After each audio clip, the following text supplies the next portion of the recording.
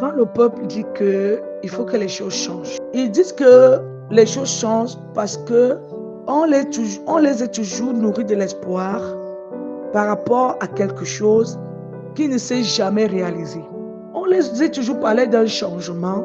Quand on les parle de ce changement, les gens font semblant de bricoler. Quand ils bricolent, ça ne donne plus. Ça ne ressemble plus à la vision qu'ils les ont présentée. Voilà. C'est pour ça qu'il dit, élection 2025 là. Une seule main ne saurait monter un arbre. Soutenez massivement ces tout petits qui comptent sur vous. Merci. Écoutez, nous ne devons plus retomber dans les mêmes erreurs. Tout candidat vient nous positionner son plan d'action. Comment il doit mener son combat jusqu'à la fin. Et après, il va prendre le pouvoir. Il va changer, il va changer. Quand vous promettez, il faut réaliser. Vous savez, les choses ne sont faciles pour personne. Parce que l'être humain, quand tu le promets, il faut réaliser. Le problème avec nous, les Africains, c'est que nous voulons le changement brusque. Nous voulons le changement vite. Nous voulons le changement là. Nous ne nous posons pas de questions. Et ceci va nous aller.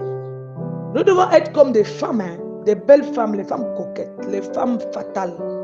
Les femmes qui mettent leur beauté en valeur. Quand ils mettent une habit, elles sentent que cet habit-là, ça ne va pas donner avec leur morphologie. Elles mettent ça de côté. C'est comme ça que nous devons réfléchir pour élire peuple qui veut le changement. Parfois, moi, il dit, il y a certaines choses qui ont été faites à l'époque, nous trouvons que ça a été mal fait. Vous voyez, le peuple d'Israël n'avait pas un chef. Ils ont imposé au Seigneur de leur donner un roi.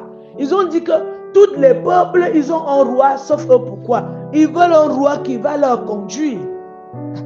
Au lieu donc de laisser le libre choix à Dieu, bon, peut-être vous pouvez avoir raison. Vous voyez, vous pouvez avoir raison.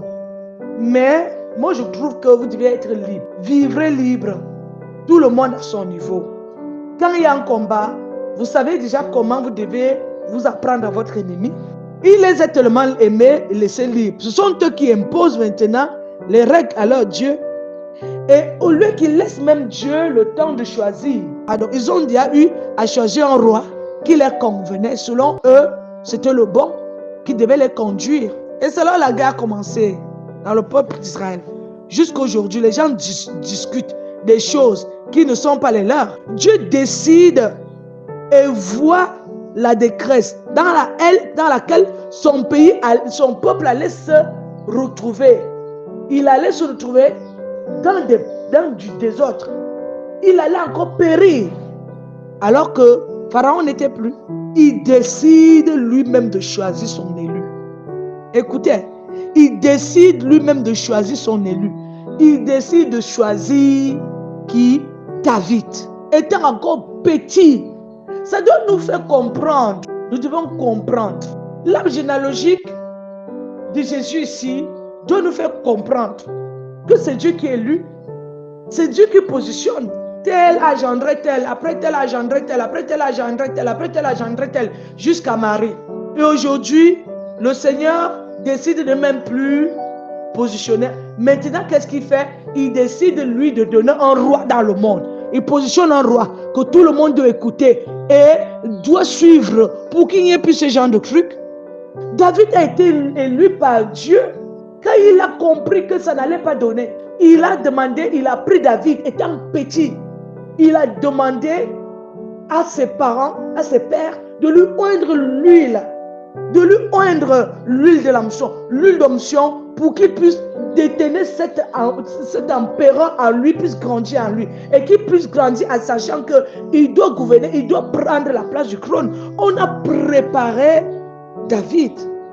Vous allez me dire, David a commis des fautes. Mais chaque fois que David venait de commettre un truc, il partait. Il reconnaissait devant son Dieu qu'il a fait quelque chose de mal. Que vous allez choisir, vous voulez prendre vous-même positionner parce que vous en avez marre. On en a marre. On ne comprend plus. On a tous marre. Personne, ça ne laisse personne. Moi-même qui vous parle là pour avoir des papiers dans un pays, ça ne laisse personne. Mais on va faire comment? On va choisir la place de Dieu. N'hésitez pas de nous suivre chaque jour dans notre chaîne L'amour du prochain, le développement d'une vie nouvelle, pour mieux développer votre vie et votre conscience, pour mieux avancer dans vos entreprises et aussi dans le christianisme.